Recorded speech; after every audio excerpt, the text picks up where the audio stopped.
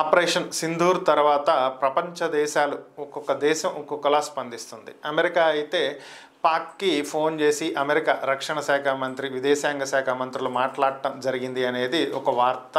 పాకిస్తాన్ సైలెంట్గా ఉండాలని, దీన్ని కొనసాగించేటువంటి ప్రక్రియను పాకిస్తాన్ చేపట్టవద్దని, సైలెంట్గా ఉంటే ఇక్కడతో సద్దుమణుగుతుందని, భారత్ చర్యలకు ప్రతిస్పందిస్తే పరిస్థితులు వేరేలా ఉంటాయని చెప్పి హెచ్చరించినట్లుగా ఒక సమాచారం. ఇక రష్యా ఎలాగూ మన వైపే ఉంటుంది, మనం పెద్దగా చెప్పాల్సిన అవసరం లేదు. సౌదీ అరేబియా, ఇరాన్ ఇలాంటి మన మిత్ర దేశాలు.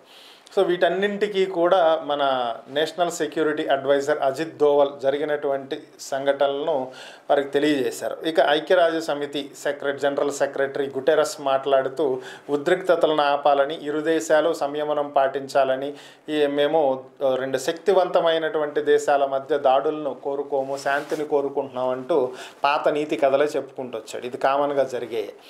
సో మనం ఊహించినట్లుగానే చైనా స్పందించింది. చైనా మాట్లాడినటువంటి మాటలు ఏంటంటే, భారత్ తీసుకున్నటువంటి సైనిక చర్య, ఈరోజు జరిపినటువంటి ఆపరేషన్, సో ఇది ఇక్కడతో ఆపేయాలి, ఉద్రిక్తతలను రెచ్చగొట్టే విధంగా భారత్ మరొక దాడికి దిగకూడదని చెప్పి తాము కోరుకుంటున్నామని, అలాగే పాకిస్తాన్ కూడా ఇంకా ఎటువంటి ప్రతిదాడులకు దిగకుండా ఉండాలని కూడా ఆశిస్తున్నట్లుగా, పొరుగునున్నటువంటి రెండు దేశాలు గొడవలు పడుతుంటే, దాడులు చేసుకుంటుంటే అది చైనా చూసే పరిస్థితుల్లో లేదు అని చెప్పి వ్యాఖ్యానించడం. అంటే ఏంటి, ఇక్కడ ఇండైరెక్ట్గా ఇంకొకసారి భారత్ యుద్ధం చేస్తే, భారత్ ఏవైనా దాడులు చేస్తే మేము చూస్తూ ఊరుకోము, మేము పాకిస్తాన్కి అండగా ఉన్నామని చెప్పినట్టే. సో ఇలాంటి పనికిమాలిన చర్యలన్నీ చైనా చెప్తూనే ఉంటుంది, కాకపోతే చేసేది ఏం లేదు.